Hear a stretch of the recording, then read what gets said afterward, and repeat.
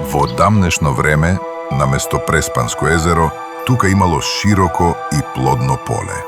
Околу него 7 извори со чиста вода. Добро, да. Сите ја знаеме легендата. Се засакале момче и девојче од различно племе и ги отвориле чешмите за да нема омраза. И настанало Преспанското езеро од потреба за љубов. Моментално ние имаме потреба од поголема свест и акција пред се.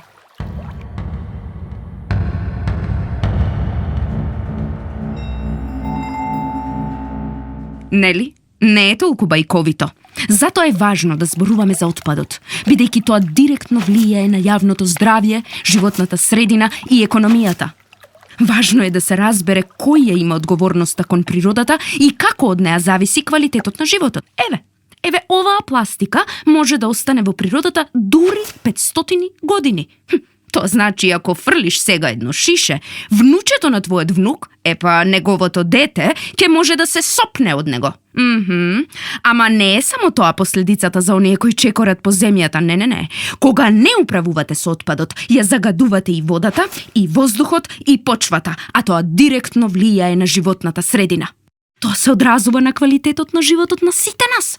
Несоодветно отстранет отпад шири болести, бактерии и паразити, што е погодна средина за стаорци и комарци. Токсичните материјали и отпадни води може да стигнат до водата за пиење и храната за луѓето и животните. Но, покрај тоа што нарушувањето на природниот баланс влијае на здравјето и квалитетот на животот, ја менува и економијата. Загадена околина значи помалку туризам, поскапо земјоделство и скапи поправки на она што веќе сте го уништиле. Значи, хаштаг Преспа разбуди се. Разбуди се за чиста средина, за да преживеете и да преживееме сите. Добре, Златна, ајде смири се малку. И така, со животот... Не. Се уште не сме готови. Отпадот, особено пластиката, хемикалиите и отпадните води, завршуваат во езерото преку реки, потоци или директно фрлање од населението. Преспанското езеро е дом на многу ендемични и загрозени видови флора и фауна.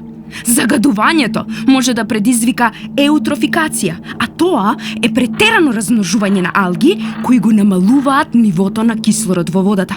А тоа значи смрт. Смрт за водните организми. Смрт! Како што вели еден познат мудрец, цената на големината се вика одговорност. А природата ни дава се. Храна, вода, воздух. Отпадот е наш производ, затоа е наша обврска да се грижиме како го третираме. Од значителна важност е одговорноста кон природата. Сега мислам дека се кажав.